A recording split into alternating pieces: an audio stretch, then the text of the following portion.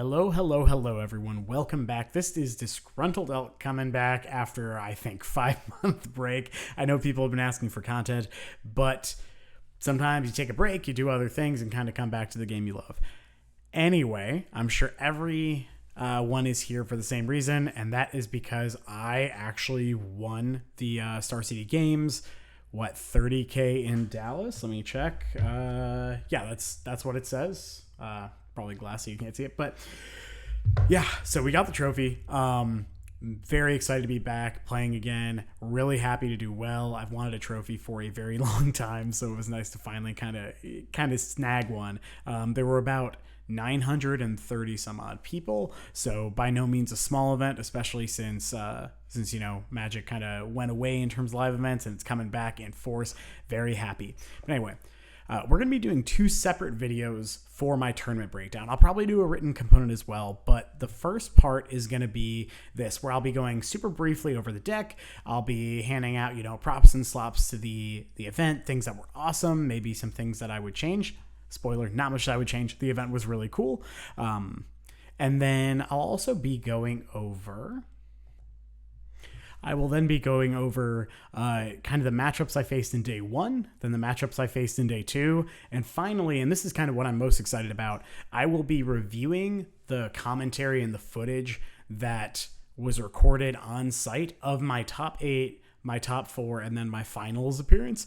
Of course, Reed and Jarvis did a killer job, but I thought that it doesn't often happen where the person who's actually playing in the event gets to go back and kind of discuss, all right, these were the lines I was thinking of, this is what I was wanting to do. And then I'll also kind of pick apart, okay, I could have done this better. I'll also be along the way in these matches talking about general sideboard tips. I know a lot of people saw that sideboard sheet, so I'll be kind of going over that. Fun fact about the sideboard sheet that everyone's been asking about, it was actually already out of date by the time the event started. And so we'll dive into that a little bit. But yeah, so first things first, here is the deck. Azorius Hammer, blue-white hammer, as I lovingly like to call it. My name, first place, and we did well. I'll be kind of going in depth on the specific deck building decisions in the separate video, as well as a kind of deeper sideboard guide analysis but pretty stock for the most part. So we have the Esper Sentinels. Mem Knights have kind of fallen out of favor. I really like them because I like a very fast potential kill, especially game one. You can always board out your zeros. Giver of Runes I really like, and you'll see this come up in multiple matches because of a couple things. With the loss of Lurrus, we're inclined to play some more powerful cards like Cauldron Complete, which is one of my favorite cards in the deck. It's really good. I like it a lot in Legacy Death and Taxes, but the big thing is, in this deck, it means that you can go Giver into Stoneforge and all of a sudden grab Cauldron. They now have to kill everything on board, or they will likely die. There are exceptions to that, of course, but having Giver Stoneforge as a keepable hand means that you're going to be having a lot more, keepable hands than you would otherwise when you're relying solely on getting a hammer onto a creature, so you don't always need your Pure Steel or your Cigar to save. Lands are pretty common. I like a little more fetches. The only reason I'm running 3 flooded for Windswept is because I have the original ones that I got way back in the day that I really like, and so I wanted to play with them, and people probably aren't going to be pithing needling those, so you don't have to do the 2-2-2-1 split. I like having more fetches than Seachrome Coast because I really hate my lands coming in tapped at basically any point in the game, as well as the ability to grab basics more aggressively if you're expecting Blood Moon, especially post-board out of things like Rhinos, Blue-Red, Murktide, if they're bringing that in. The other reason I really like having 2 Hallowed Fountains instead of 1 is because if you have 2 and they Boseiju 1, then you can go get the second one. Basically, Boseiju being in the format incentivizes having at least a second fetchable blue source off of the Boseiju hit. It's also nice to be able to kind of just snag a second blue source with your Windswept Heaths and Flooded Strands. Nothing too crazy. I know some people ask about Paradise Mantle versus Springleaf Drum. The reality is it doesn't make a huge difference, but I highly value the ability to grab a mantle with your 2 Steel Shaper's Gifts, which are also a little quirk of the deck, because being able to get a white source or a blue source off of your Steel Shaper's Gift is pretty huge. Additionally, it's a free card for your Pure Steel Paladin. It draws a card. I'm a huge fan of the card. And you kind of go there. In terms of the sideboard, I like Relic and Needle just as very generic cards that are good in a lot of different matchups that you can kind of bring in, because there are 5 copies off of the Urza Saga Chapter 3. We will talk about Blacksmith skill a lot kind of going forward, so I don't want to harp on it. It's the best card you can play in the sideboard. It's always going to be good post board, except in very specific matchups. So yeah, I would basically never play fewer than 3 or 4 in the 75. March of Otherworldly Light, I like it for the mirror match primarily, but it also comes in a couple others. Spell Pierce, just generically good, single blue counter spell. Funny enough, there are a lot of matchups you would think you'd bring in Spell Pierce that you actually just bring in Blacksmith skill, but we'll kind of go into that as we proceed. Lavinia is the other quirk that I really enjoy, and I kind of dove into this in the winner's interview, but the main reason I like her is because some people like Meddling Mage, whatever, that's fine. I'm a big fan of Lavinia because she is stopping almost everything that Meddling Mage would be hitting, right? So Force of Vigor post board, Solitude, basically those are the big 2, right? Like it stops Fury and all that, but I honestly think you can play around Fury for the most part, but stopping free spells is insane. And then of course against the Cascade decks, you play Lavinia, they can't Cascade. This comes up in the semifinals match, I believe, against Brittany. And she's also just insane. Like, if you play her against Living End and you protect her with Blacksmith skill or Giver of Runes, they can't win. Living End simply cannot beat Lavinia because, unlike other decks, we can actually just, play out a couple more creatures, start attacking for 3, 4, 5 damage, and they will not be able to deploy their threats. So their entire deck basically doesn't work. Cool. So now that that's done, we're going to shift over to the good and the bad, shoutouts, all that. All right, sorry, this is going to be a little different than other videos just because it's a little less scripted. I wanted to get it out as soon as I could. So in terms of shoutouts, one, my girlfriend, my partner, Christine, I love you. You are an incredible, supportive person. She takes care of a lot of things, especially when I'm prepping for these events, so I'm actually able to succeed at the level I was. This is by far the best showing I've ever had, and I know a large part of that is due to her support. So always, show love for the people in your life that you care about, especially if they support you, because, it's important to shout that out. Secondly, shout out, now that we're through the most important one, is actually, so we play Magic for the Gathering, right? So I have a couple friends who really helped me prep for this event, specifically Ian, who I unfortunately had to take out in the top 8, but we worked on this deck for the last month and a half, 2 months, really intensely, just really kind of honing in on, what do we need to fix, what do we need to do, what do we need to change, and also fixing the play patterns, because a lot of times with this deck, it's not just a matter of, we need to bring in these sideboard cards. It's a matter of how do you approach these matchups to make them play in a way that you need them to get the kill. And so Ian and I really dove in. He put a lot of the actual MTGO grinding in. I jammed, a bunch of leagues, but between the two of us and between theory crafting, it was absolutely super helpful. Also big shout out to Alex Bosserman. He actually top 12 the event as well. It's insane how well our group did. He was on 5-color Money Pile, which is a matchup I think is super good, and I think it's one of Hammer's tougher matchups. And so coming out of the Hunter Burton Memorial Tournament, which, by the way, awesome event as well, I took 30th there, and I wanted to figure out how do we kind of turn that matchup around. Being able to test against someone who really knows that deck super well and being able to figure out what are the good cards, what are the bad cards, approaching it differently really helped that matchup and my understanding of that context quite a bit. And so it certainly paid off in the event multiple times. There we go. After that, my buddy Keith, we just spent a bunch of time together. We jam games, we theory craft. You just got to have those MTG buddies who help you out, kind of get through and figure out what's good, what's bad, and also remind you, sometimes you just got to play something goofy and have some fun with it. All right, next up on my shoutouts is going to be Star City Games, right? I've gone to a lot of opens, had a lot of fun. It felt so good to just be in a big event hall with a lot of people, all just having so much fun. So I really appreciate y'all kind of going out on a limb, creating this larger event. I know other tournament series are happening, but none have been close to me. And so I just haven't quite had the opportunity to go like I would up in a Dallas event. And so super happy, huge shout out. It was really well run. And that gets me to my next shout out. The judges, you're incredible. This was one of the best judged events I had ever been to. You were really on point, kept everything moving, very clean. Masks were mandatory, and so some of the communication was certainly a little more challenging just because you can't, read each other's expressions as well. But the judges, I think, did a phenomenal job managing that and navigating it. Then, I got to shout out Anuraag, who... his coverage was something that the community has been clamoring for. It's something we've all been really wanting. And when I found out that I was going to be on coverage, I was so excited because I love the idea of, obviously my girlfriend, she didn't go to the event, unfortunately. She has other things she does.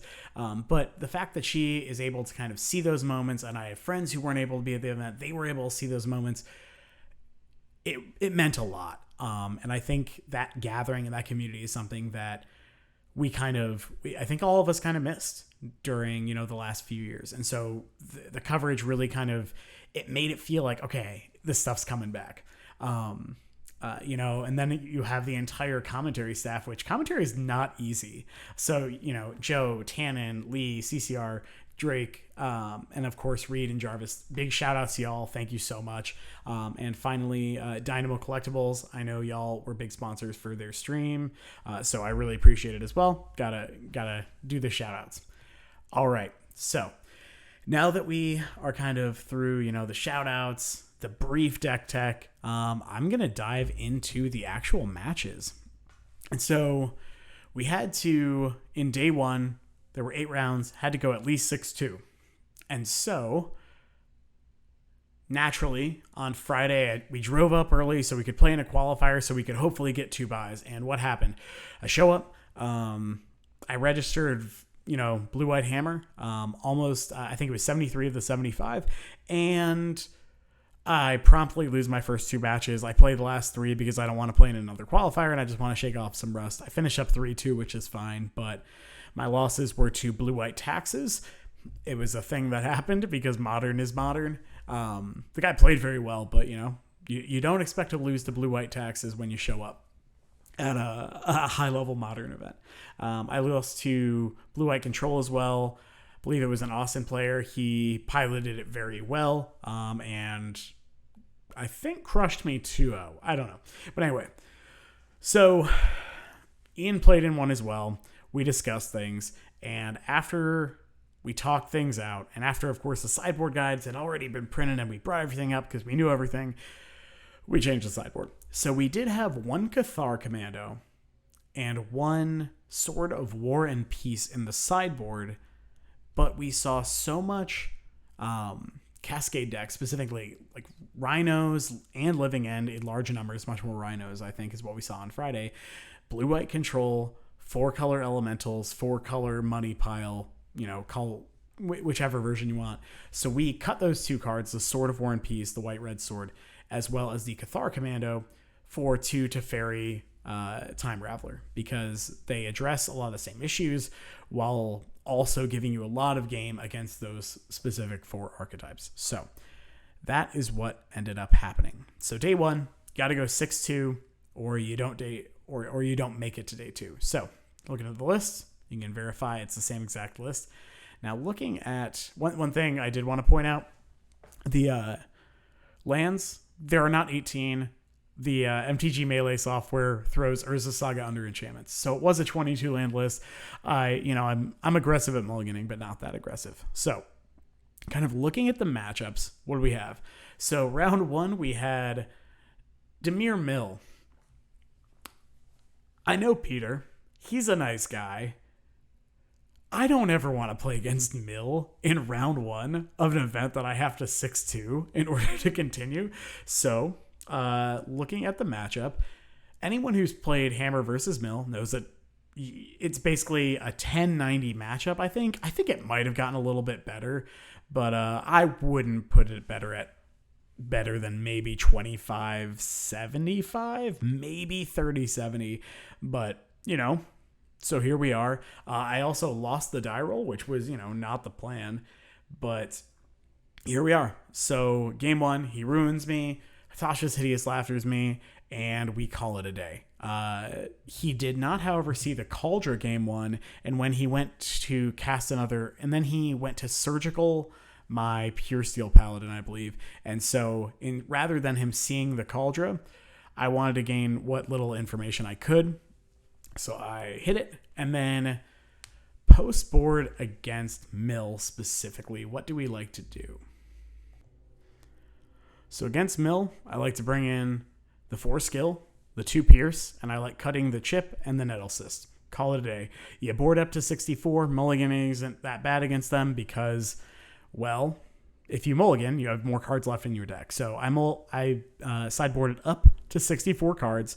I just want to kill them. I have to kill them very quickly, and so having a little protection in the form of Blacksmith skill and having counter answers to Tasha's Hideous Laughter, which is the most important card in Spell Pierce, are the big things. So game 2, I'm able to go give her into Stoneforge into Cauldron, and he's unable to answer that combination of cards, and I win the game. Game 3 was very long, not very long, I think it was turn 4. It was grindy. He got some hits in, got his hammer, or got his crabs going, milled me a little bit, and then from there we went ahead and were able to sneak in 20 damage on an Ornithopter, plinking him out with the Pure Steel Paladin. So very close, but we ended up getting there. Now, if you're we're pretty happy. We're feeling good. We won against one of our worst matchups. Now, the next 2 matchups back to back, I won the die roll and then lost the die roll, I believe. And I went 2-0 against Is It Murktide and then 2-1 against Is It Murktide. Now, some people tell me this matchup is even. Some people think sometimes it's even favored for Is It Murktide. In my experience, especially if you have more experience with the matchup and you test things out, I think the matchup is quite favored for Blue-White Hammer, even if you do not have Burnt-in Forge Tender. The reality is, game 1, if you are able to put a hammer on a creature, especially a 2-mana creature so they can't Archmage Charm, you're going to win the game. And then post-board, the thing about post-board, when we're looking at it, is I don't actually like bringing in that many cards. I like bringing in Relic because, especially if it's in your opening hand, you just completely neuter their ability to damage you with Dragon Rage Channelers, and you have infinite time to just kind of go around them. It's also a nice thing that you can grab off of Urza Saga, and then you get to bomb their yard and end the game pretty easily that way. More importantly, though, Blacksmith skill does everything that Spell Pierce wants to do. Sometimes the games go to the point where they have 3, 4, 5 mana and Spell Pierce is dead. But Blacksmith skill is always alive. Plus, since they almost always board in Engineered Explosives, as long as they have it in their deck, it means that you get to have them play their Engineered Explosives, usually for 1, and then also have to pay 2 additional mana to crack it. You play your Blacksmith skill on the 1 permanent that matters, and they usually die. Because you're up so much mana, you're probably dealing a pile of damage to them, and the game ends. So no, I do not think you need Sanctifier and Vect to beat that matchup. I think the matchup's good. I think you have to pile it very tight, and I was playing the best Magic I think I've ever played in my life this weekend. So you gotta play tight, but I think the matchup is quite favorable. I usually cut, basically in every matchup, I'll cut like whichever zeros are worse, either Memnites or Ornithopters. I'll trim 1 to 2 drum effects, so drum, Paradise Mantle, depending on the matchup. And then you can trim, some Steel Shaper's Gifts. You can trim a Cauldron, a chat, or, you can trim the Reality Chip. It really depends on what you're doing. If you're wanting to grind, then you should keep the Reality Chip. If you're wanting to not grind and just want to kill them really fast, Cauldra is probably the right choice. The only time I don't like Cauldra is when they have a lot of Archmage Charms. That's the only time I ever board that card out. So, yeah, we're playing against Murktide. Round 2 was a very normal match. Just kind of went over top, 2-0'd him. And then Mac Blanchard, actually, he's a friend. I play against him a bunch now that he lives in the Austin area. Game 1, he actually got... he had the right answers at the right time, and I did not play quite aggressively enough. Game 2, I got there, I got under him, and then game 3, I believe he mulled to 5. He had kind of a weird keep, and his deck just really never got off the ground, and so he died. That just is something that happens, and something I will reiterate. I got lucky in this event. I absolutely got lucky, but you have to get lucky in an event to spike it, and so there will be times in this event where you're like, how did he do that? He's so lucky. You will actually see that on camera at one point. But the reality is I did get lucky, and I'm fine with that. We get unlucky enough. You just got to make sure that you're prepared for when you do get lucky, that you can best take advantage of it. Round 4. So going into round 4, I'm 3-0. I'm feeling good. And we get summarily destroyed by blue-white control. Game 1, I keep a 1-lander with, I believe, Sigardizade, Hammer, Esper Sentinel, multiple 1-drop creatures, and one Pure Steel Paladin, one Stoneforge Mystic, and then the next 4 draw steps are Stoneforge Mystics and Pure Steel Paladin. So I never get a second land until I think until after they have already cast Teferi 5 and have multiple Solitudes up. So that game didn't go well. Game 2, I stumbled. They played Triple Spreading Seas on my lands, so I didn't have double white. And then they played Chalice on 1. The game ended. In round 5, I played against Burn. I played very aggressively. And then in game 2, they kept a 1-lander and didn't draw a second land, and they died. I think the Burn matchup is positive. I lost the die roll, but it didn't seem to matter because they stumbled and I didn't. One thing I will note, I mulliganed quite a bit in this event. And in the commentary, I believe Jarvis and Reed both mentioned how aggressively I was willing to mulligan. This deck, you want to mulligan. You want to find... If your hand does not have Saga, Paladin, or Aid, you should probably throw it back. If you know that you're in a fair matchup or a matchup where Cauldra is good, having Giver into Stoneforge is plenty. That's fine. But it is completely reasonable to throw most hands back to go to at least 6, because when your hands are good, you can beat almost any deck in the format if their hand stumbles. And you really want to kind of press that with this deck. Now, in terms of round 6, this was an Azorius control opponent who did not have Kihira. They were on the Snapcaster plan. Super nice dude. We had a ton of fun, and he was a really good sport. He definitely stumbled on land, I believe, land 4 in game 1, and then in game 2, I think he might have stumbled on land 2 or 3, and just kind of got run over. But one thing I will shout out again about this event, everyone was just having fun. We were happy to be playing Magic again. But yeah, so I just kept aggressive hands against Azorius control, and I was able to get there. All right, so we are now, we're 5-1. So one more win locks us for day 2. We're feeling good. We won against Blue Black Mill. I don't care how. We got lucky. I'll take luck. So in round 7, we sit across from a Yorion deck, and we see it. And I'm not happy because I don't particularly enjoy playing against Yorion. 1, because it probably means they have Solitude, and Solitude is the single best card against you.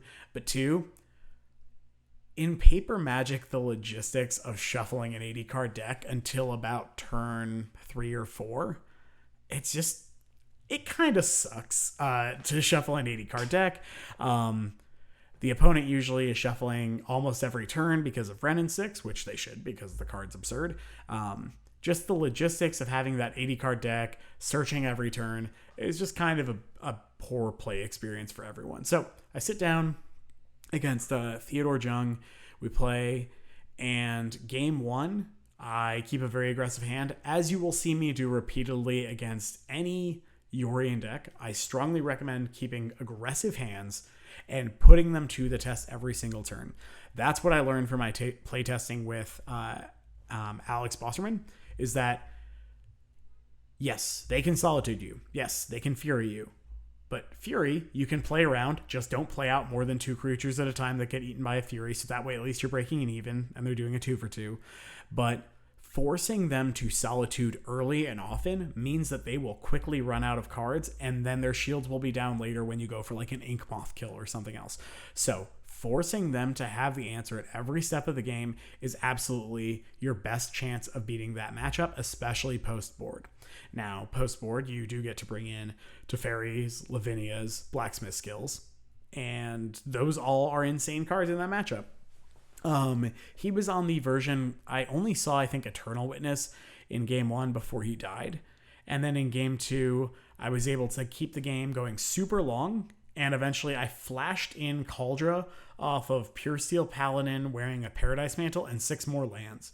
Because he had already used so many resources to do things, the Kaldra stuck around and he died very quickly. And that's the thing. Even in a matchup like 4-color where they can kill your Germ with Solitude or Prismatic Enemy or whatever, Kaldra is still good because it is a self-contained threat. So then they have to kill your Stoneforge. And if they have to kill your Stoneforge, then maybe your Paladin lives. And if they have to kill your Paladin, then maybe something else lives. And you're just putting them to the test every single possible turn. And if you keep doing that and you keep asking the questions, then they will eventually not have an answer for you and you'll win. That's what you got to hope for. That's your best shot. So I was able to 2-0 4-color there.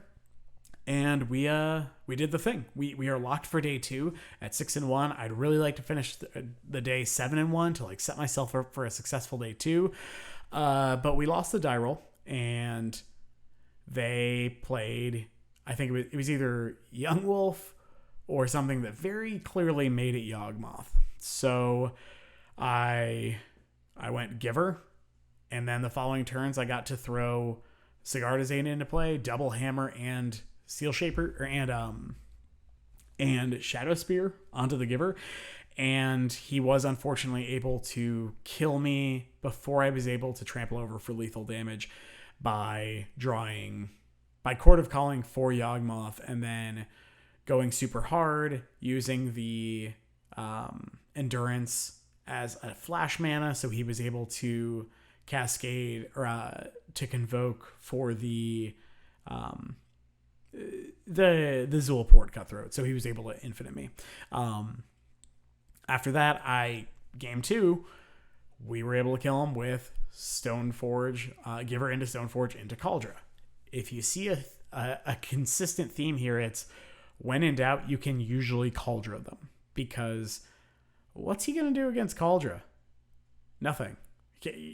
There's very little that deck can do against Kaldra. They can't block it effectively. They can't kill it.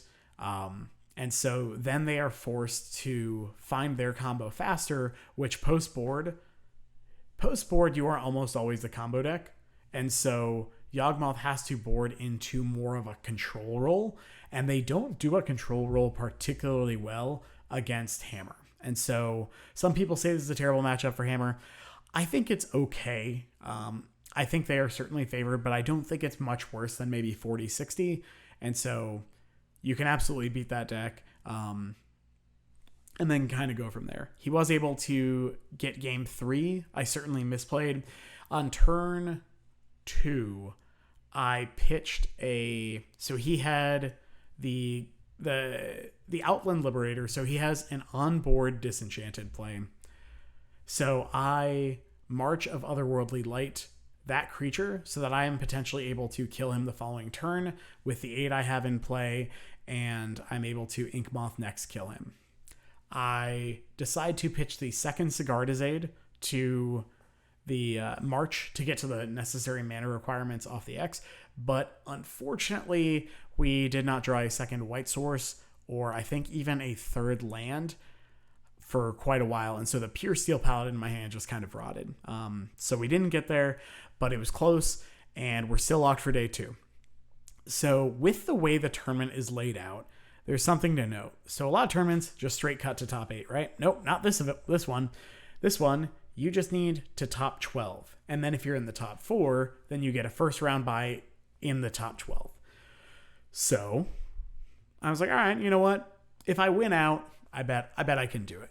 And so the plan was to win out. You know, you tell yourself, okay, I just won't lose, as a joke. Sometimes you play tight and the universe says, yes, you will in fact not lose. And then if you look at my matches, we're starting at round 9.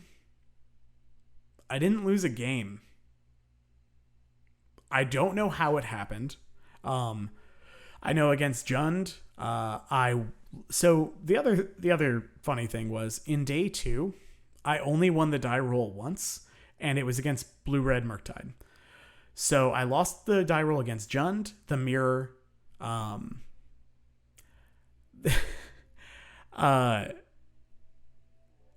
don't believe that was actually Bant Garuda. Give me just a second.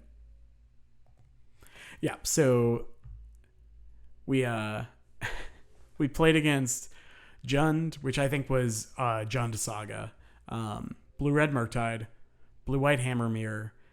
This one had the Burnt-in Forge Tenders, which definitely put them at a disadvantage because they were slightly slower in their configuration. Bant Garuda was actually Amulet Titan, and 4-color mid-range. It was a 4-color pile. They had monkeys and they had Stoneforge Mystics, but they also had Furies and Solitude. So they still had the most powerful pieces against me. So it was basically the same thing. And so we lost every die roll, but the Blue-Red Murktide. Everyone this day, super nice, super friendly. I felt legitimately bad for my Jund opponent because game 1 they mulled to I think they might have kept a 7 or mulled to 6, and I mulled to 6, and they got stuck on 2 lands against my triple Esper Sentinels, and I was just able to kind of run them over. And then game 2 they mulled to 4 against my 7, and so sometimes your opponent just mulls to Oblivion and you win the game. Is it Murktide? This was a matchup.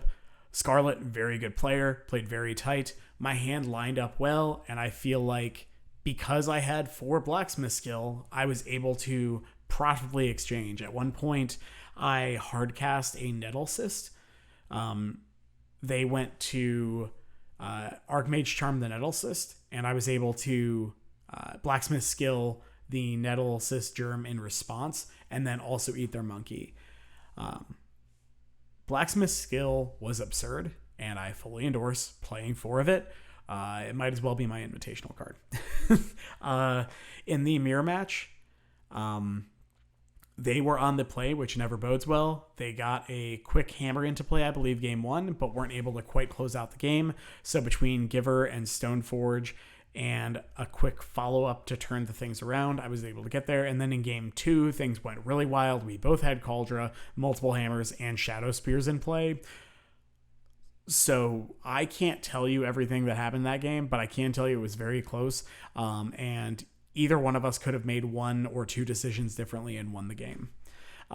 When we are looking at the Amulet Titan matchup, so most of these matchups, let me see real quick. So most of these matchups, just as a quick cross-section, I bring in all four Blacksmith skills for this matchup, this matchup, this matchup, this matchup. I only bring in 2, usually against Boros Burn, because Spell Pierce is a little more important because you have to make sure you're countering their Deflecting Palm because that's usually their route to victory. I bring in 4 Blacksmith skills here, maybe just 3. It depends on how I'm feeling. I bring in 4 here. Azorius Hammer is one of the only matchups I don't. I bring in, against Amulet Titan, it is a very interesting one because a lot of people struggle with it, and I struggled with it until I actually got to jam games against my buddy Brandon and one of our associates that plays a lot. We play at Pat's. I like to think of him as a friend, Garrett.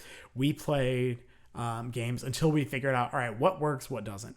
The reality is, I thought going into the matchup that Lavinia was medium and Cauldra was too slow.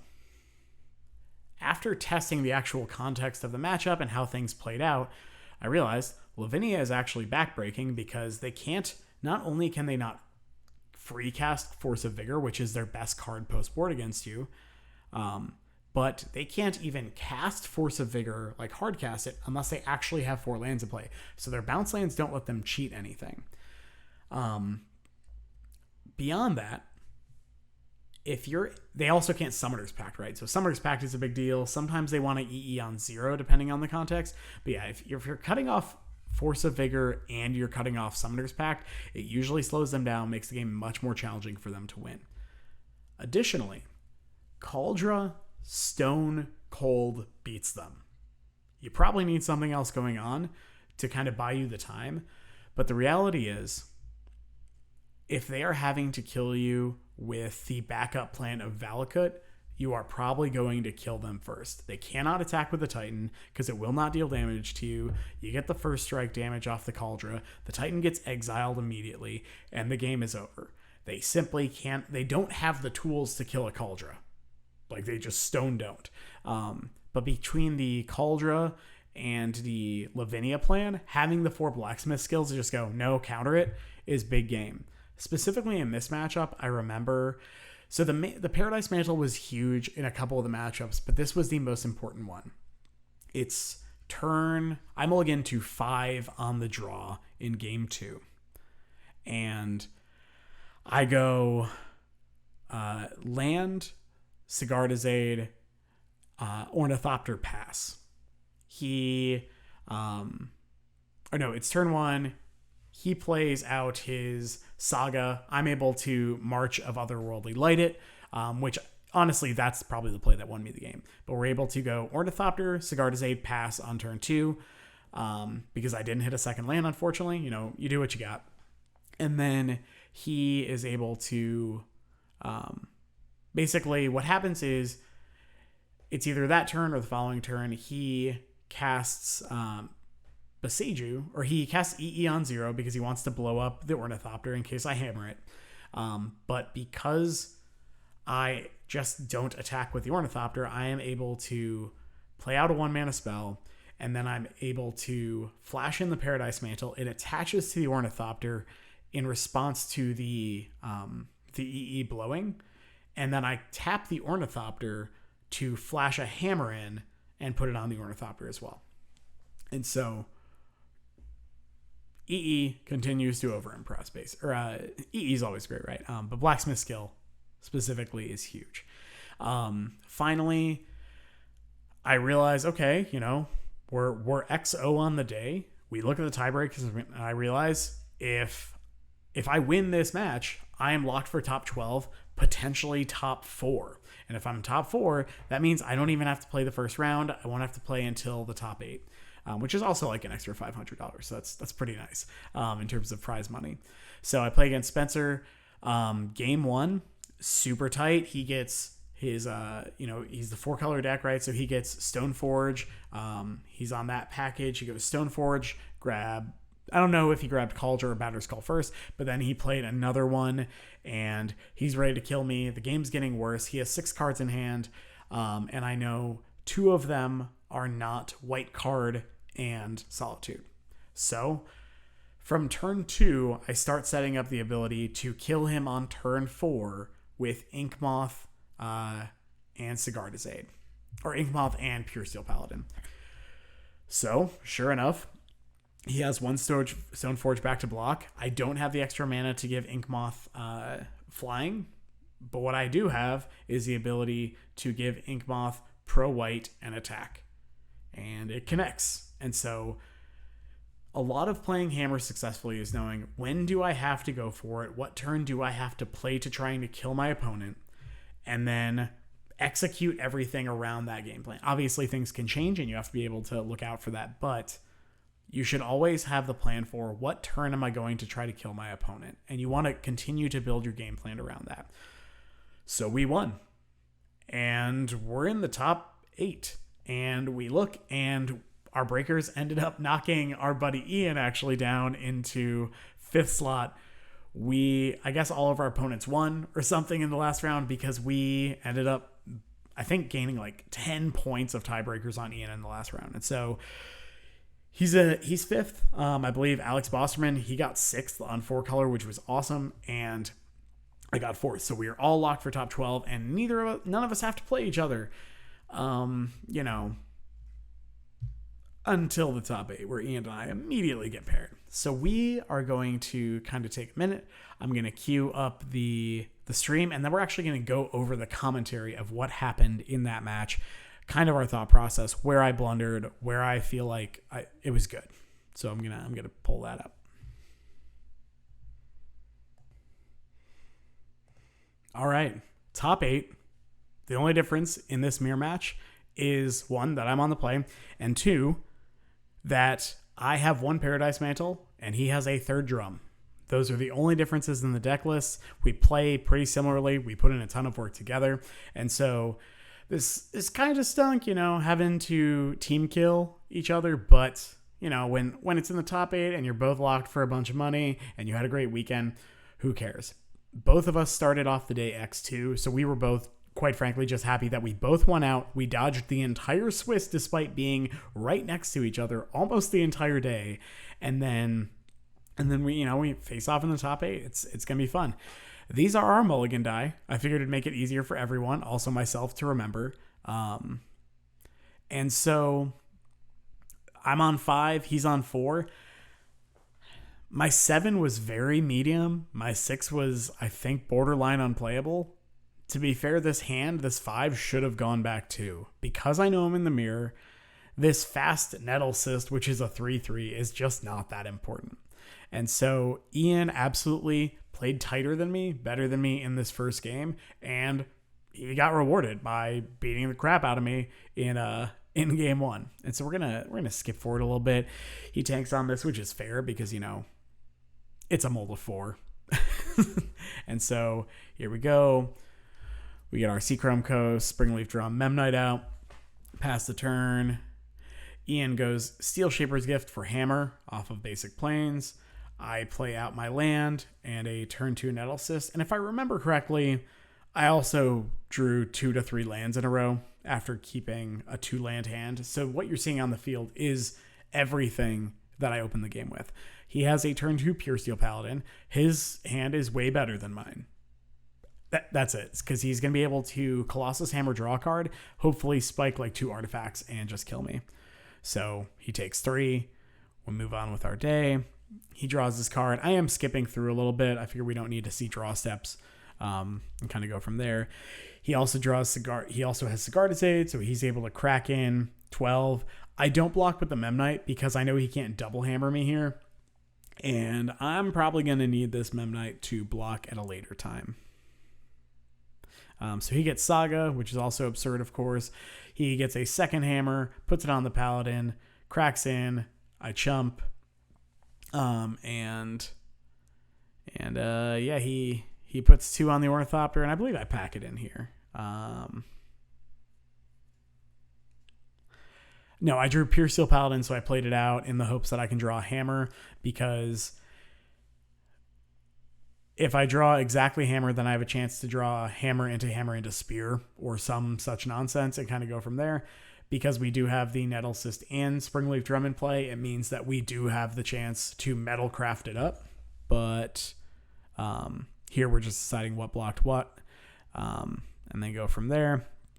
I'm dead. That's the takeaway. I'm dead. So my only regret this round is not just throwing the sideboard guide into play and just talking about it very openly, because we had the same sideboard guide sheet and everything, and we went from there. So in this matchup, we've tried a few different configurations, but we're on the same page, and we just say, you bring in the marches. Obviously, those are great. That's basically why the marches are in the sideboard. The marches are great. You bring in the 2 marches. You bring in the needle, because when you are the one controlling needle, it means you are the one dictating what works, what doesn't. So if you have aid and your opponent's relying on Paladin, you get to go, oops, you can't move your hammer anymore, but I can still attach mine. I've also named Urza's Saga if I have a quick Urza Saga and they have a slow Urza Saga, so I get to make constructs and they don't. But the other card that we started bringing in that's really important is actually the Spell Pierces. I wasn't super high on these until I actually got to play it a little bit more, but it turned out to be quite good. Usually when I'm on the draw, I like to board out some number of Esper Sentinels, and when I'm on the play, I like to board out some Mem Knights, and then just kind of go from there. Yeah, so I need to win 2 in order to advance. Obviously, we know I do, but let's see how this goes. People were really upset that we were pile shuffling once between games for whatever reason. I do it to make sure I have 60 cards in my deck, to make sure that I'm not presenting something illegal. So if you're ever wondering, that's why.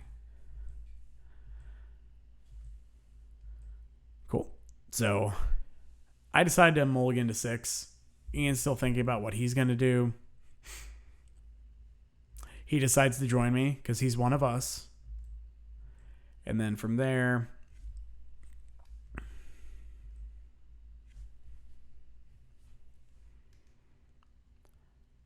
I decided to bottom this Kaldra because in your hand, Kaldra's not great, especially since I think I have a Stoneforge Mystic to follow up. So I can always grab it if I need to. Kaldra is quite good in the mirror because if you can put it on an Ornithopter, it's almost impossible to get through. Basically, they need their Kaldra to get through your Kaldra. So on the play, Esper Sentinel I think is very good, especially, you know, if you're in a lower resource game like this where we both mulliganed. I go ahead and I just go for it. Jam Aid, jam Hammer, hit him for 11. Being aggressive, like the matchup used to be more about Lurrus and getting a Seal of Cleansing online and going Seal of Cleansing forever until your opponent died. But now the matches are usually determined much more quickly. They are much more, I'm going to hit you with a hammer and I hope it works.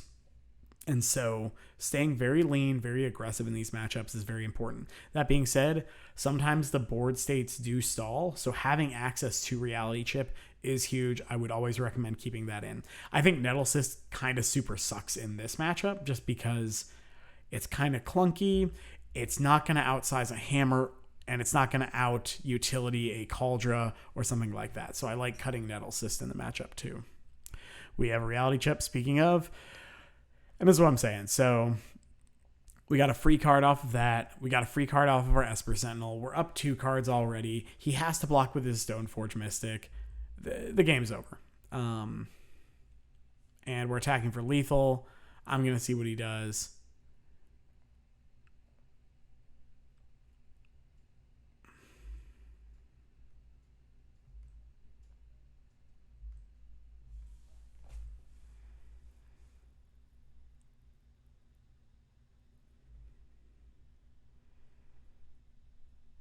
Yep, so he is being very smart here. I'm tapped out of white mana. He fetches while I'm tapped out of white mana to make sure he can still Saga. It doesn't actually matter in this specific scenario, but it is always good to have that mana up so you can Saga. You know you're going to fetch anyway. Have the mana up so you can Saga so that way you don't just get blown out by when you go to fetch, they march your Saga in response and you lose a ton of value. That being said, here it wouldn't matter because I would just march the token instead and kill him, but still correct to play anyway. Yep, so we animate the Ink Moth. We have a second hammer. The game's over. Just to show, yeah, I just tell him, I'm like, I got the second hammer. Womp womp. Yeah, it's on top of the deck. so chip is sweet. Yep, so going to game 3, I have to steal one on the draw. He already stole one on the draw, so it's my turn. On the draw, I like Esper Sentinel a lot less. I think it's totally reasonable to cut all of them if you want. I think it's fine to like leave one in just as a artifact body because it's important to maintain easy metal craft and early artifacts. So we're just kind of talking back and forth. And here we are.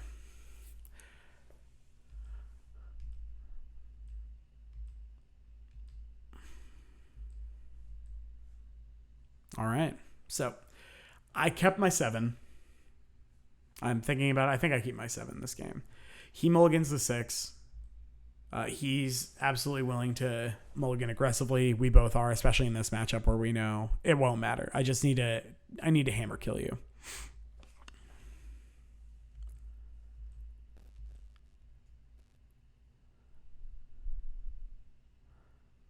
Yep, Yep. So he has a good hand. It's fast. He keeps 6. So we have a 6 versus 7, which is quite a bit more cards than the first game, where we mulliganed collectively 5 times between the two of us. So he has Hammer. So that means I know he has Paladin. So I am tanking on this turn because there are about 30 different lines I could take. So I play the Seachrome Coast because I have Spell Pierce in my opening hand as well as March. I always like to lead with a blue source if I have blue cards in my deck and I'm not expecting Blood Moon, because that means if I have, so say Hollowed Fountain is my one blue source. If I shock that in turn 1, play to Giver, and it's left untapped later, then that doesn't just tell them, oh, I have Spell Pierce, right? That just means, oh, I couldn't use all my mana this turn. Alternatively, if you're against a very good player who knows what's up, then you can shock intentionally to signal that you have it. And maybe you do have it, but now they have to play around it. So he had the Paladin and the second Ornithopter. He attacks. I just have the Giver, so I'm just going to take 10. Because right now, he has 1 card in hand. I can beat a second Hammer because of this Spell Pierce, unless he draws exactly land. But because of the Giver, he doesn't have aid, so I can block anything as long as I have a second creature in play, and it absorbs the full 10 damage. And so that's what you'll see here, I believe.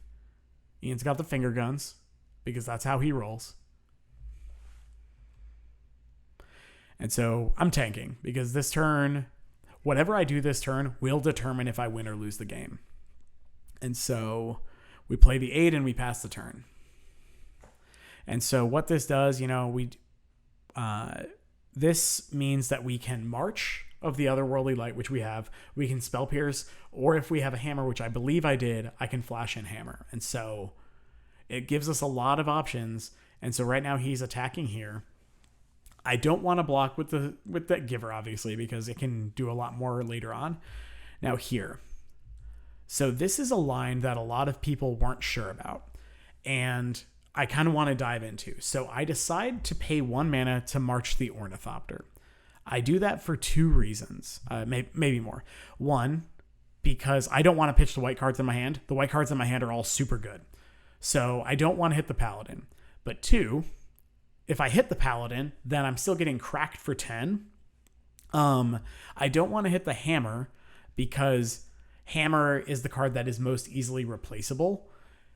Finally, if I had 2 mana up, I probably would hit Hammer, but because I only have the 1 up and I don't want to pitch a white card, it's probably Ornithopter. The other benefit is he's really low on resources, and so it is totally possible he does not have another artifact in hand. If he doesn't have the other artifact in hand, then this Paladin doesn't do anything anyway because he doesn't have Metalcraft. So those were kind of the decision points that led me to hitting the Ornithopter with March of Otherworldly Light.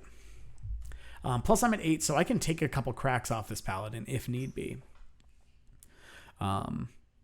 So yeah, I think he has 2 cards in hand, and so the likelihood of him having another artifact and something else is just not super high. Yeah, so he has the second Paladin, which I like him playing out. I'm only at 8, so he can crack in for damage. So we have an Urza Saga, huge draw. I think that was my draw for the turn. Any land, honestly, would have been insane, but we do get to just play out this Stoneforge and leave up interaction. Because remember, we have the Sigarda's Aid, so holding up Hammer is still very real. And now we definitely have a Hammer. I always like to tank on my Stoneforge activation, or my Stoneforge finds, just because, it's almost always Hammer you're finding, but sometimes, there's something else super sweet you can grab.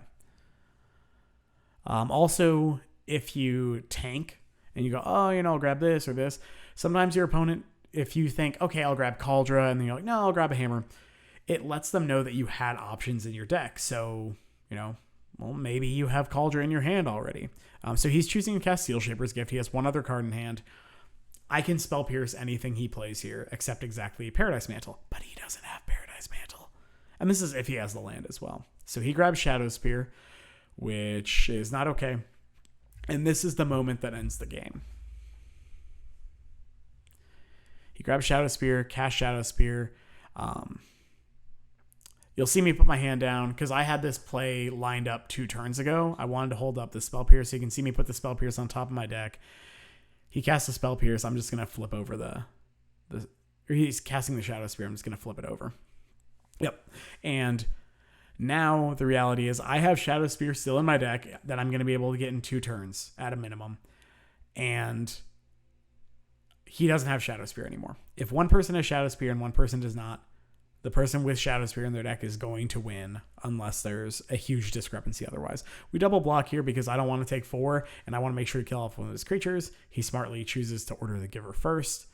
And we kind of go from there. Yep. So from here, I'm able to untap. I can feel that I'm very far ahead. He missed another land drop and we're just going to slam the door. So we're going to Esper Sentinel. Yeah, and we don't need to go for the kill this turn. Yeah, so we go ahead and cast a Pure Steel Paladin and a Hammer, put it on the Esper Sentinel. So any non-creature he plays is going to draw me a card. Yeah, and I don't move the Hammer around because we don't have Metalcraft for 1 short. And I'm ready. I'm ready to trigger the Esper Sentinel. And then I'm like, oh, that's sad. It doesn't. So he draws a card off the reality chip right here, but it's just not going to be enough. And I know the game is over and we're tight. We play a bunch together. And so I just kind of want to make it simple. At this point, I believe I flash that I have the other Hammer in hand, at which point I can just go grab a Shadow Spear off of the Urza Saga the following turn. That's going to draw me 2 cards off the Pure Steel Paladin. At this point, we know each other so well, and we've put together the deck. We're just talking about what lines, like, both of us are trying to figure out what he could do to kill me. And the reality is we're talking about it and nothing. He's thinking, is 14 toughness enough to absorb an attack? But the reality is if he does that, he's then down an artifact again, and I gain 22 off of the Esper Sentinel with 2 Colossus Hammers and a Shadow Spear. And so reality is even if he were to survive the attack, which he probably would, the game is so far out of reach and he's lost so much value that it is over. So at this point, we tank a little bit more. We're just talking about potential lines and he packs it in. And so I win my top 8 match. And so now we are off to the top 4 and I will see you in that round when I face off against Brittany. All right, so we are back for the semifinals, and it is against Brittany Davis. She kind of crushed the event. I don't know if she had buys. I think she had like 2 buys, but then she proceeded to just lose, I think, once in the entire event. So that was a good strategy. Before we as we sat down for the round, we were just talking. I discussed that most people think this is a poor matchup. She laughed, and she said this is by far her worst matchup. And it sounded like she hadn't really played Hammer much at all at the event, which that's a great plan. If you think you have a bad matchup, don't play against it. So she's on the play since she was first seed. I lead with Colossus Hammer.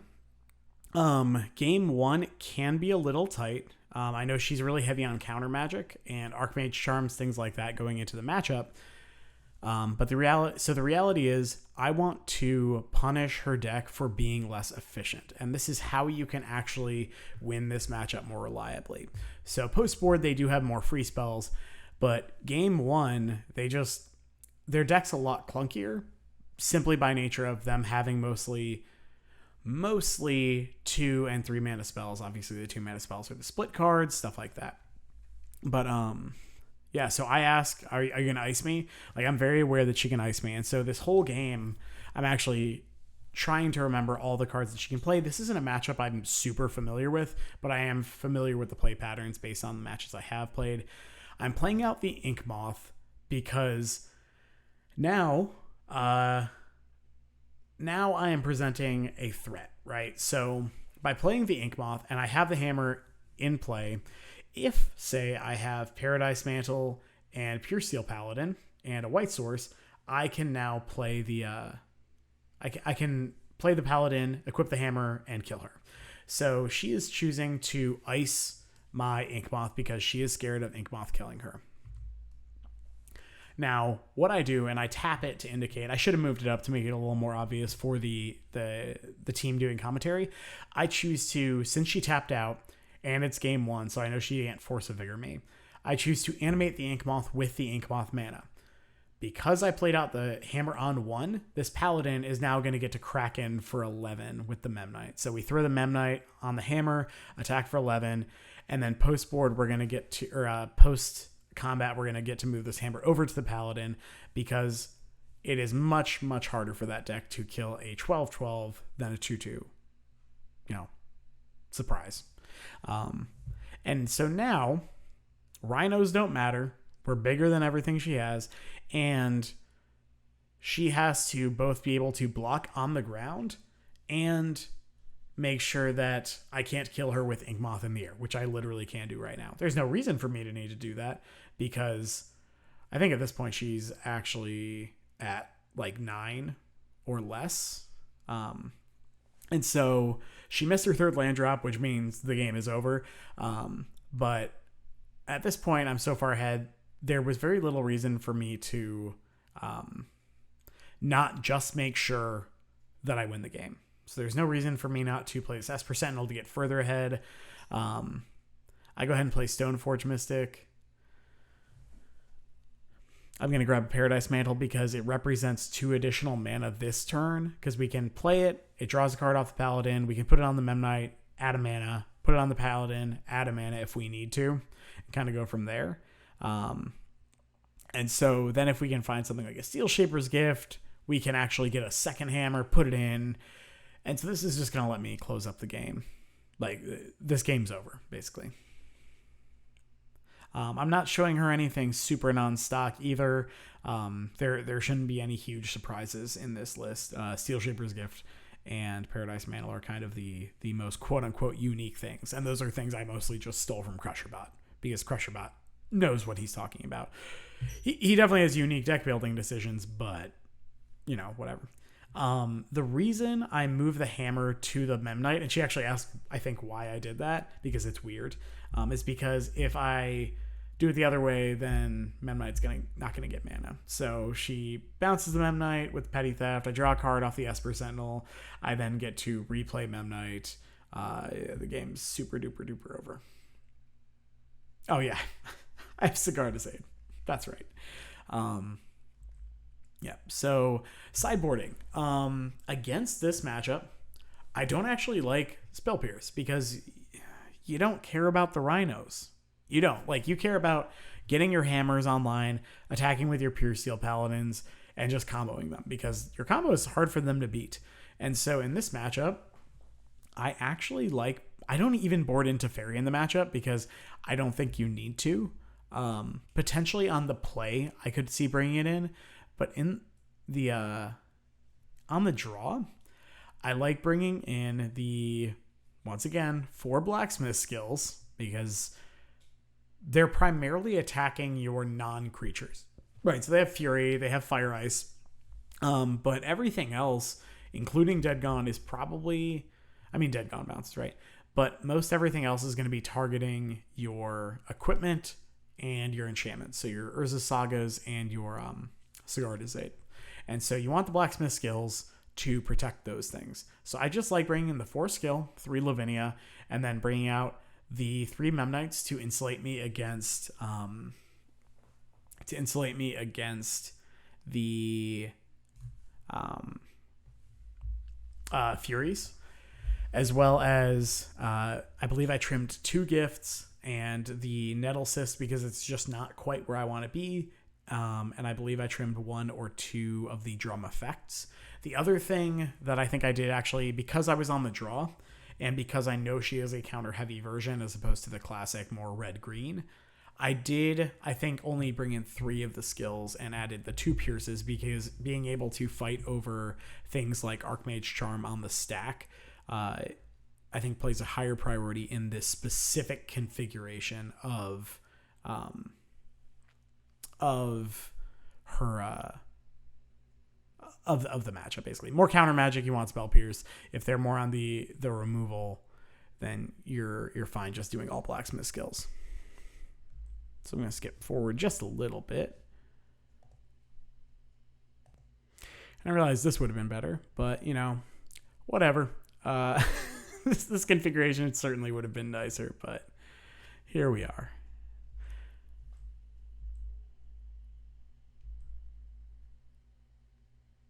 Yeah, so I really tanked on those last cards. That was do I bring in 2 spell pierce, 1 spell pierce, 0 spell pierce?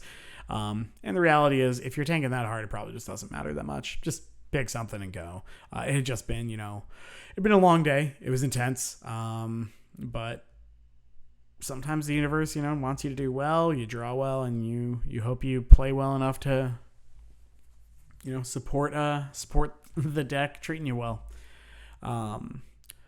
So she also got stuck on 2 lands last game, which was, I think I probably win that game regardless, but her getting stuck on 2 lands, she's just not winning, right?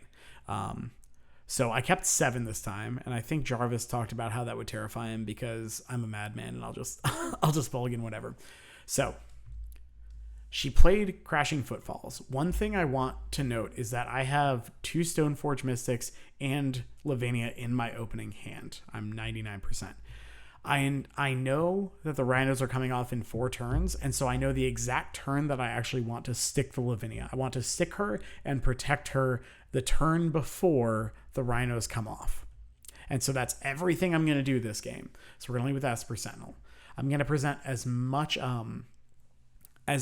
annoying stuff and as much must answer things as possible to basically make her answer my threats rather than me responding to her. Because I think at the point where I'm trying to respond to the counterspell removal deck, you're just going to die, right? So she fetches, shocks, and she kills the Esper Sentinel with Dead Gone. She pays for it, so I don't draw a card. And so you can see the spell Pierce. So I definitely brought in Pierce. I play Stoneforge, and I'm quickly grabbing Cauldra because 1, I have the backup Stoneforge, and 2, I want her to have to kill the Stoneforge rather than trying to cascade, because Cauldra beats all of the Rhinos, right? It just does. She needs at least 4+ Rhinos in play for any of them to make a difference. And while it is easier for this deck, her configuration to answer Cauldra than most Rhino decks, it's still super hard and it's still super inefficient. So she can't really let this Cauldra hit the field. So she goes ahead, stomps the Stoneforge, totally reasonable. And you can see I have Sigardizade in hand as well. And we're going to go from here. So this turn, I probably would have played Lavinia if I had had another colored source, but I just don't. So I have the single, the colorless as well. We go ahead and grab Hammer with the second Stoneforge because I believe we have Sigardizade in play. I go ahead and play the Sigardizade here because now Inkmoth plus Sigardizade is a lethal threat. Cauldra is effectively a lethal threat. We are forcing her to answer things on 2 different axes, and the Rhinos deck, to be fair, most decks just can't do that consistently. The Rhinos deck, even with Force of Vigor and things like that, just has a lot of trouble answering all of these things at the same time when you are consistently pressuring them. And so when I say your job is to consistently pressure them, hopefully from different directions, so now I have the Inkmoth and I have the Cauldra, it makes playing against Hammer a nightmare. Because what's she supposed to do? She was about to tap out and then pointed out, oh no, you have an Inkmoth, I'll die. I think she probably knew about it, but it was funny, so I appreciate it. A good laugh is nice every now and then. And so this is what we're seeing, right? So she had to Fury just the Stoneforge Mystic, which, to be fair, it is super duper dead. So we weren't able to, I think, rip the colored source, but we do have Lavinia plus Hammer. Yep. And this should do it, because as soon as she's in play, the Rhinos are going to come off Cascade or off Suspend. She can't cast it because she can cast it, but it'll just get countered by Lavinia's ability. And now she needs removal spell on the Lavinia plus counter spell for the Hammer, but she does not have, she does not have that. And so this is the other reason I like Lavinia, right? Like, so Teferi's cool. It stops rhinos from going off, but I can't strap Teferi up with a hammer and whack them for 12, right? So Lavinia actually ends the game because she costs 2 mana, so I was able to do 2 things at the same turn.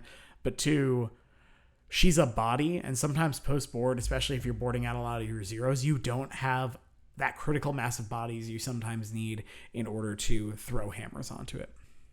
And so yeah, we win. I think I actually might show here exactly how I sideboarded. I don't know. Yeah, so we went 3 skill, 2 Lavinia, and then I think like 1 or 2 pierces, if I remember right. Okay, they cut away. But yeah, so you board in a bunch of cards and kind of go from there. I'm going to go ahead and fast forward to the finals, where we will we'll see myself versus, I believe, Richard.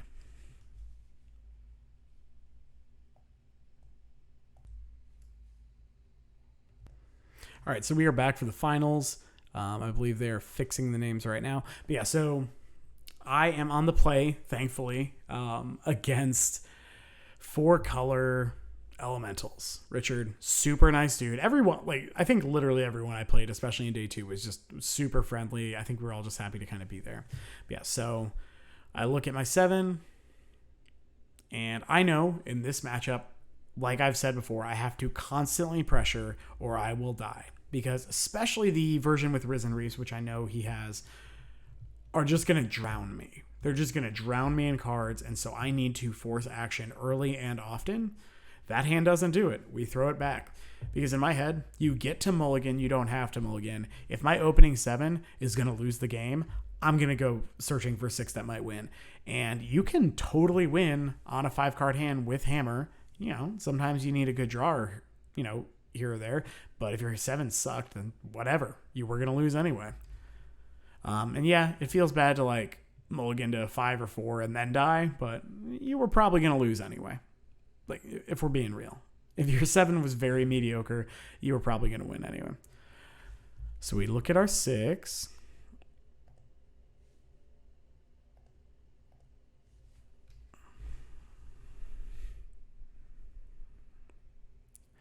It sucks, and we go to 5, and we keep the 5. And so we shock it in, throw out Giver of Runes, and this is one of those hands where it's Giver into Stoneforge into Kaldra. That's another reason I'm a huge fan of Giver. 1, Giver is going to protect your Lavinias and things like that post-board. But 2, it's going to allow these Stoneforge hands to be very threatening. Plus, they have to answer the Giver at all points because, all right, cool. So I get the Stoneforge. Stoneforge is into play. I get Kaldra. So they have to kill the Giver so that they can kill the Stoneforge. And even if they somehow just kill the Stoneforge, let's say, I can still protect the Kaldra from a prismatic ending or something with the Giver. And since Kaldra is going to kill you in 4 turns, it's important. And so Richard untaps. The mana is certainly clunky. And puts an Abundant Growth. I believe Richard has white floating here. Yeah, white die, white mana. And goes ahead and prismatic endings the Giver and then plays a tapped land, which sometimes your mana is just like that. I put the Kaldra into play off the Stoneforge. We bash in for 5 with a good boy. His name's Tucker. He's the best boy. And we pass because we don't have a 3rd land. But, you know, it was our mull to 5. So you got to kind of hope to get lucky. And so this is the point in the game where, oh my gosh, I'm looking at his hand. This hand's so good. No wonder he kept it an awkward land. So yeah, prismatic ending the Germ as well, which, you know, it's not my favorite thing. But it's okay. It's okay. We ain't dead. We drew Urza Saga, which if we're going to draw a 3rd land, that's the one I want it to be. And whack. Get in for 1 point of damage. We're then going to play another Stoneforge Mystic. Now here, I probably should have grabbed Hammer or Shadow Spear. Or honestly Nettle Cyst. Any of those probably would have been slightly better. I grab Reality Chip because I'm thinking, okay, I need to be able to rebuild. And maybe that's the truth, but probably not. I think Reality Chip is fine get, but the fact that we can't play it this turn makes me less excited about it. So I think either we get like the Nettle Cyst or something else. Getting a Hammer or a Shadow Spear there would have been fine because then I can at least use my mana. Because I would like to just make a construct over the next 2 turns, barring some incredible draw step, which I'm sure won't happen. Okay. Yeah, so I believe Richard did miss his land drop last turn, and now he drew his 3rd land. The Utopia Sprawl certainly helped kind of bridge that gap. Yeah, Omnath, super gross. And I'm feeling the Noose Titan, so to speak. Anytime Omnath's in play, like the game quickly kind of spirals out of control. So Richard also then proceeds to Fury both of the Stoneforge Mystics, which I don't hate. Pitching a Lightning Bolt, so that's good. At least that's a removal spell got rid of. And Richard's hand, I believe, is Solitude, something else. Ink Moth. So I'm setting up. So here we go. So I have Memnite, Colossus Hammer, Reality Chip in my hand. The thought process here is Sigard's Aid, not enough to beat a Solitude. Paladin, probably enough to beat a Solitude if we play the Memnite and then make a construct. And play this Hammer. And we play the Hammer because, quite frankly, I want to use all my mana every turn. But yeah, the Sigard's Aid, because I don't have it right now, it will not profit off the Chapter 3 from the Saga, and so it won't equip anyway. So I need exactly Pure Steel Paladin, or I am going to die. Yeah, Omnath's a problem, because now even if Richard just finds a fetch land, he just can do everything. Thankfully, did not find a fetch land yet. Yeah, so make a construct, which is a 4/4 that can turn into a 5/5 off the Ink Moth. So the plan is make a construct, but we drew Pure Steel Paladin, so now we can win the game. We might not win it this turn, but we don't do this, and so I don't actually need to animate the Ink Moth right here. What I could have done instead is floated mana and then grab the Hammer, and then I can play the Paladin with the white, and I move the Hammer to the Memnite. The reason I want to move the Hammer to the Memnite in case of a Solitude is because then because they're going to Solitude the Pure Steel Paladin, I think is the correct line. And so if the Hammer is on a Memnite, then I have a 1, 2, 3, 4, 5, a 6/6 construct and an 11/11 Memnite. Whereas the Ink Moth, because I can't give it flying, it means that the Hammer is not going to get any value because they can just chump. Yeah, so I do like... So the only problem I have with this turn is, 1, I didn't need to animate the Ink Moth right away, and 2, I should have put the Hammer on the Memnite first and then on the Ink Moth if I was going to animate the Ink Moth. But I like giving the Cauldron to the Pure Steel Paladin here because it provides a lot more power. It provides an additional 2 power of haste. And it's not like they can just take the 11 and take the take the 2 doses of different 11s. Okay, so we had the Solitude. It's the Ink Moth, which is probably correct. I think probably hitting the Pure Steel Paladin is still correct since I couldn't give flying. But to give credit, it has been a long day. Richard also had to play one more round than me because I was in the top 4. And so I also think I play in a way generally. My pace of play is very quick, and sometimes, and I don't think Richard was affected by this, but sometimes people will try to keep up and they'll make misplays. That's just a thing. Like, if you need to slow down in a match, then slow down in the match. If your opponent thinks it's a cause for slow play, then they can call a judge and just ask them, hey, would you mind watching us both for pace of play? But It is not your job to make sure that you are playing at the exact same pace as your opponent. Yeah, so gotta block with both. Don't block with the Pure Seal because that's going to absorb less damage. And as dead as I thought I was, because I was able to get both Omnath and Risen Reef off the board, it means that the game is over. If Richard got to keep either Omnath or Risen Reef, obviously both, I'm super dead, then I might still be dead if he was able to keep even just the Omnath, because then a fetch land off the top means he can grab and cast Yorion, get another body into play, draw a card off Omnath and the Abundant Growth. And so here we get to throw in a pile of cards. And I mean a pile. We get to throw in the Lavinias, we get to throw in the Teferis, we get to throw in the Blacksmith skills, right? So that's 3, 4, 5, 6, 7, 8, 9 cards. And so, because it is a Fury deck, I don't really like Memnite that much, especially since there's no Ragavans to block. You know there are no Ragavans because there are Risen Reeves, and that's usually the pick you have to make. So, I cut the Memnites. I usually cut... let me see what else we like to cut. We also like to cut... the 2 Seal Shaper's Gifts, just because there isn't usually one piece of equipment you really need. I also like cutting both drums. I cut the drums over the mantle because, one, the mantle can generate a lot of value. It has a higher ceiling, and you can just draw a card off of it. And it's searchable through the Stoneforge.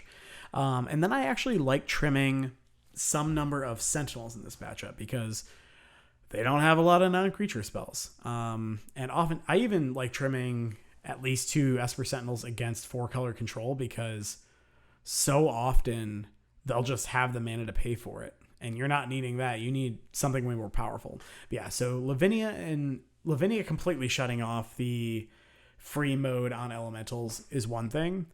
But Teferi, meaning that you can sequence perfectly on your turn, means that the matchup swings very much in your favor, especially as you will see it comes up in this matchup, especially with the Blacksmith skills to back up other things. You can protect your Lavinias, you can protect your Hammers, because post board they are going to have a ton of removal that they already had. Their Solitudes, the Furies, right? But more importantly, they will probably have some number of Force of Vigor. I don't think Richard actually had Force of Vigor in his list, but it also counters things like Boseiju. And so being able to protect everything all the time is just like Blacksmith skill is the truth. And I hope that in this matchup, you're able to see that happen. So I'm going to go ahead and fast forward just a little bit.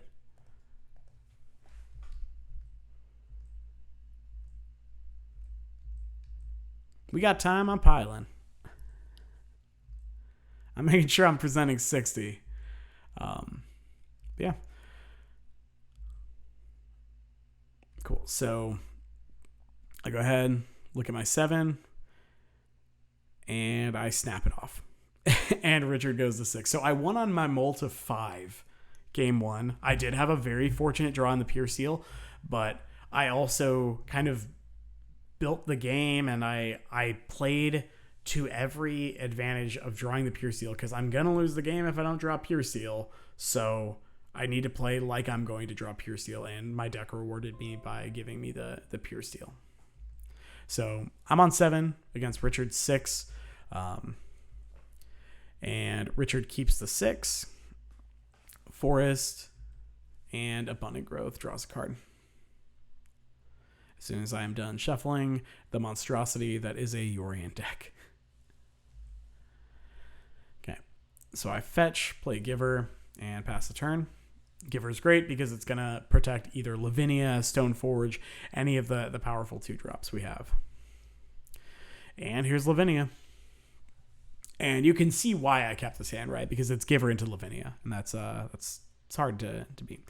So bolts the Giver, which is fine because that means that's one more piece of removal Richard does not have in his hand. It's forcing interaction at every point along the curve if we can. So Risen Reef, fun fact, Lavinia beats Risen Reef in combat, Wooded Foothills coming in. We finally see a land come in off of Risen Reef. So we play the Seacrum Coast, play the Esper Sentinel. We're wanting to build a slightly bigger board here, and we play the Sigardizade. I'm not worried about repping Hammer here. We have other things to do. I also just don't have a Hammer.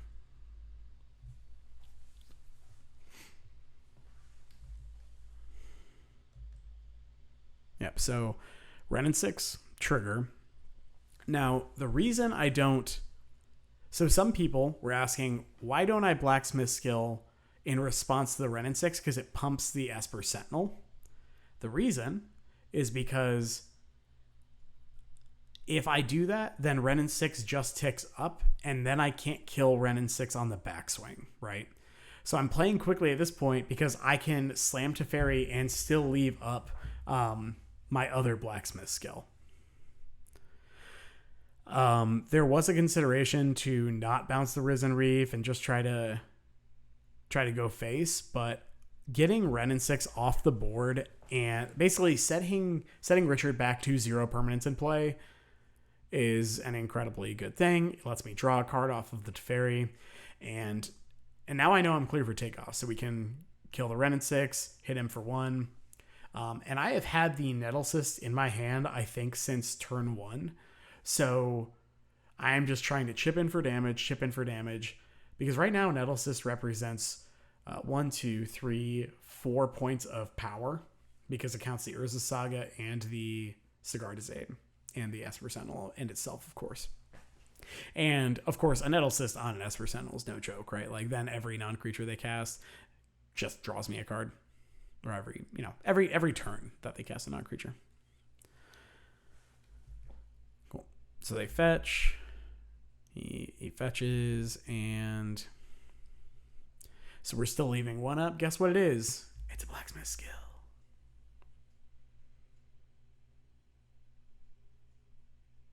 Yep, Risen Reef. We kind of price him into that. I'm not happy that he's getting to explore effectively, but the benefit to the Hammer deck is its efficiency, and if you keep making them replay 3-mana sorcery speed things, then you really leverage that pseudo-mana advantage you're getting here. Yep, so cast Prismatic Ending, targeting the Sigardizade. We go ahead and announce our trigger on the Esper Sentinel just a little later than I'd like. I got really excited on the Blacksmith skill showing up twice in the same match. So we Blacksmith skill the Sigardizade, and the question always comes up, that protects a permanent? Yes, it protects any permanent, which, fun fact, you can actually counter Indomitable Creativity with Blacksmith skill. It's the best counter spell.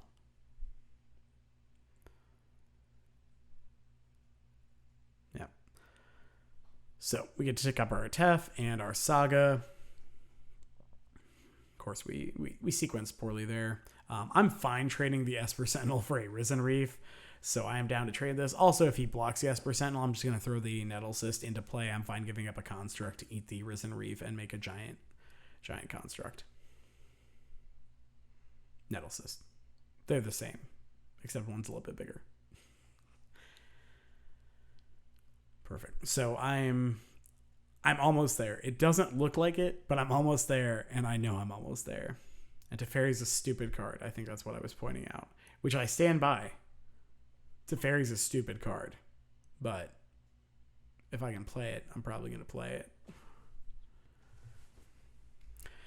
So this is certainly a tanking turn for Richard because the game's just about over. Okay, so 3 Fairy as well. I get a trigger off the Esper Sentinel. Richard has been paying for the Esper Sentinel all game, which... Good call. And Richard needs to bounce the Saga, because if Hammer comes in and I have Teferi in play, Richard's basically dead, is the takeaway. So I get to make a Construct off that. So the Construct is a 2/2, but it is a completely free value 2/2. So we get to untap, dueling Teferis. We play Hearthstone in this house, apparently. Might as well replay the Saga.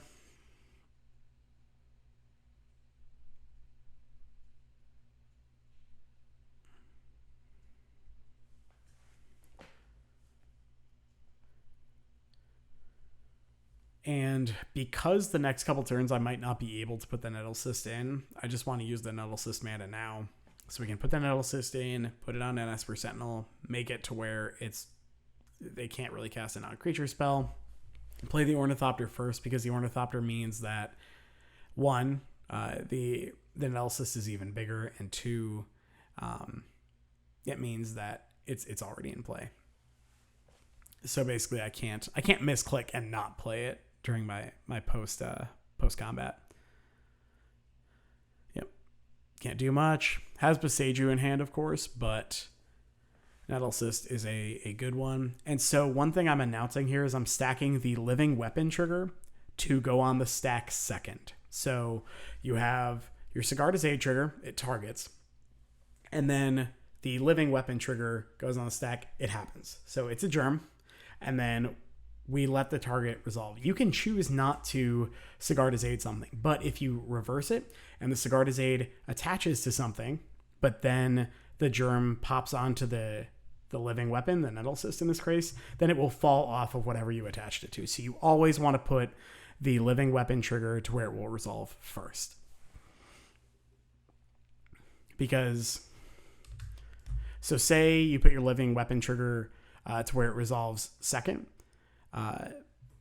or so you stack it properly, and the Living Weapon trigger is in play. So say it's Cauldron Complete, right? And I want to put Cauldron Complete on my Pure Steel Paladin because I'm a savage.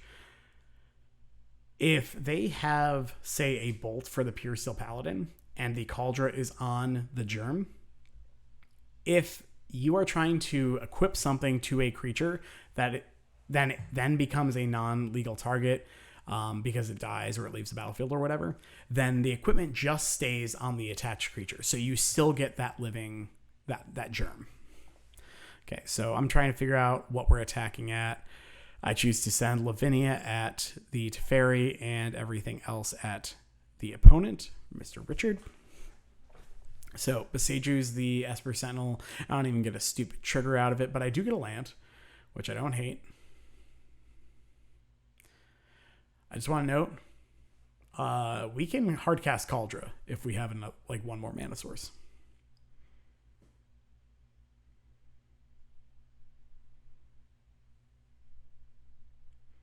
Okay, so Richard is at 6, and now we have a 5-power Memnite, or a 5-power Ornithopter, which I know will be a 6-power Ornithopter once I can make a construct with the Saga. That being said, game 1, there was that one misplay with not killing the Paladin immediately from Richard, but other than that, super tight play. That's a really easy one to do. I probably would have done the same thing, so no judgment here. Risen Reef, almost gonna get him back, but because I have the Teferi in play and he doesn't have a sweeper here, I know the game is over. Because I'm gonna make a 6th power for this Ornithopter, and that is how I do it. Yeah. So draws a card off of Abundant Growth. Draws a card off of Abundant Growth. That tells me he doesn't have anything. Just plays a Meddling Mage here, I believe. Names, I think, Colossus Hammer, which, okay. I think Richard just had Meddling Mage in the deck because he wanted to make sure that you could bounce, or that you could block. And I count up the enchantments and artifacts just to make sure I didn't mess up the math, and I attack for 6. And then I point out that the Saga and the Sigarda's Aid add those 2 points for exactly lethal damage. Good games. Sometimes you feel like you're playing good, and sometimes you do play good, and sometimes you played your out, and your deck's like, yeah, I got you. Here's a Pure Steel Paladin, and you call it a day. But anyway, I'm going to pause for just a second. All right, and we are back. Watched the finals, kind of showed everything the deck could do. This was an awesome tournament. Obviously, I'm incredibly happy with how things kind of shook out. I'm happy with the configuration of the deck and my play, and obviously some very fortunate top decks. I hear a lot of people. I'm just going to kind of throw in 2 things at the end. One, my closing thoughts on Hammer, and before that, I'm going to say one thing that I would like to see going forward. I think everything about the event was awesome. The one thing I didn't like was that a lot of times rounds would go 10, 15, sometimes 20 minutes over. That is not the fault of the judge staff. I blame that on primarily Yorion. Yorion in Moto, it's very powerful. It's super good. But in paper, the issue is, especially since a lot of times these Yorion decks are also Ren and 6 decks, you are picking up an 80 card deck, you're shuffling it, which takes longer. You are then picking up your 80 card deck, finding a land each turn that you fetch for, having to shuffle again, and it just makes each turn cycle take much longer. Players are playing the best cards. I get it. Makes sense. I would rather not deal with Yorion anymore, and that has nothing to do with just not thinking that the card should be in the format. It's more just kind of like I don't want to deal with that. Anyway, that aside, I just wanted to hop on my soapbox for a minute. I am very happy with the deck. A lot of people I hear say, oh, Hammer's dead, Lurrus died. I think, and I was crazy for saying this before, but you can check my channel. I don't think the deck needed Lurrus before. I think you should play Lurrus when it was legal because it's like the best creature I think literally ever printed. But the deck is very good regardless of whether you have Lurrus or not. It's very powerful. You can kill people incredibly fast, and you can grind because you have things like the reality chip now to accompany your Urza Saga, right? And so I think it is a deck that rewards you very heavily for putting in the time and the effort to really learn the lines and understand the play patterns and play to your outs.